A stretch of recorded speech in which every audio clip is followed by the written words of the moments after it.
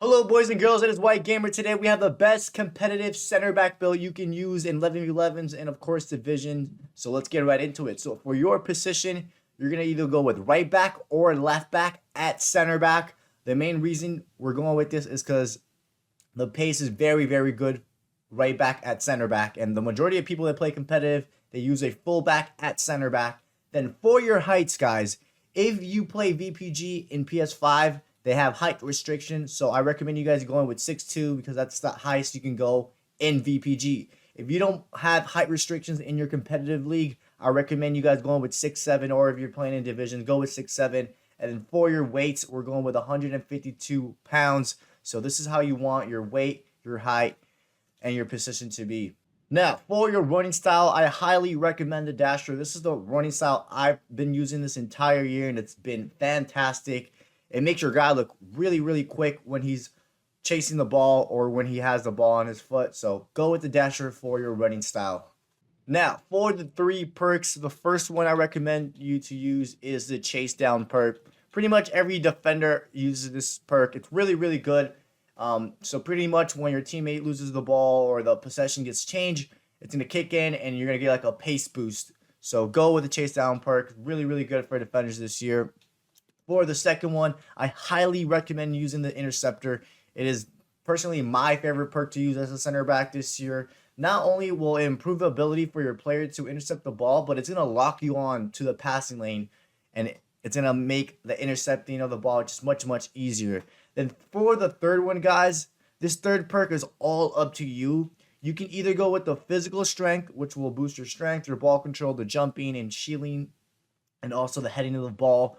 Or you can go with the skill dribbler. Since we are playing 6'7" with this build, we're going to go with the skill dribbler, guys. The main reason we're going to go with the skill dribbler is because when you play tall, the jockeying or just the movement is kind of slow already. So this skill dribbler perk, what it's going to do is it's going to allow your player to be a little bit more agile when you're jockeying or when you have the ball. So again, the third perk is all up to you. You can either go with the skill dribbler or the physical strength.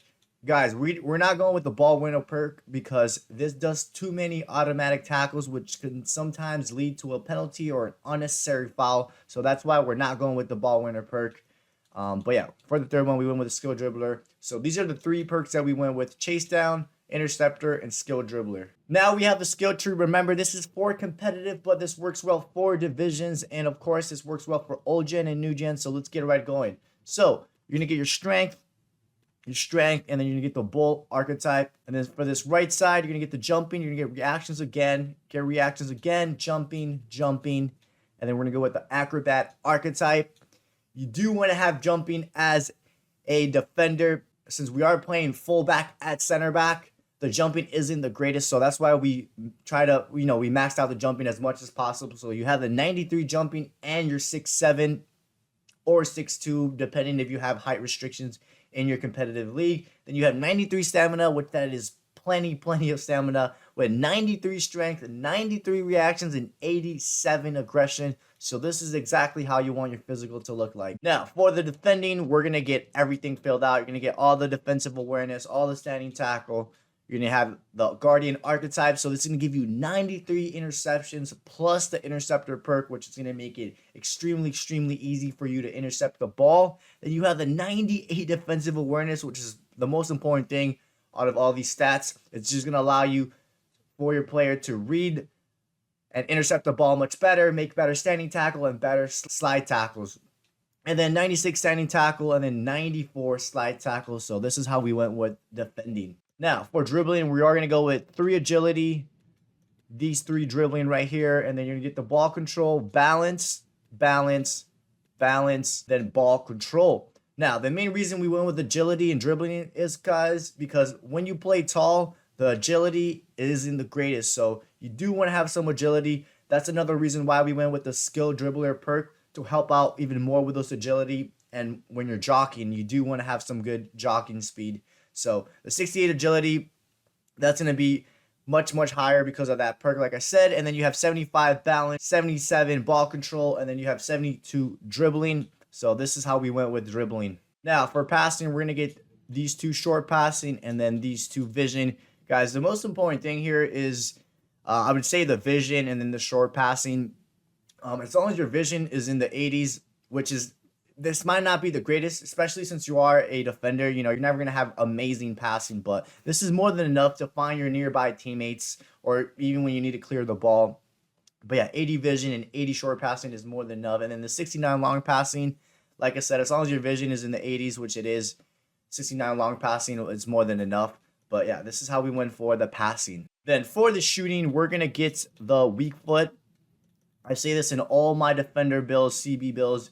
This year, it is super, super important to have a 4-star weak foot.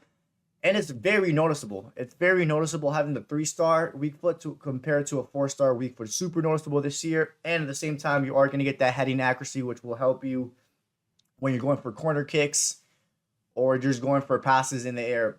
So that 91 heading accuracy will come in clutch. And again, you have that 4-star weak foot. And then for your pace, you are going to max it out. I said this in the beginning of the video. That is the main reason we went with fullback at center back, or left back or right back at center back, because the pace is very, very high. And the majority of the people that play competitive, they use left back / right back at center back. So you have 84 acceleration and 94 sprint speed. If we back out, you're going to be a 90 rated fullback playing at CB.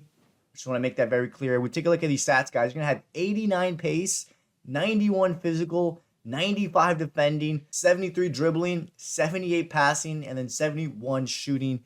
You have the pace, the physical, defending to lock down your opponents. But boys and girls, try out this build. Let me know what you think. Remember, you're playing right back or left back at center back. And if you're playing in VPG, which has height restrictions, use 6'2".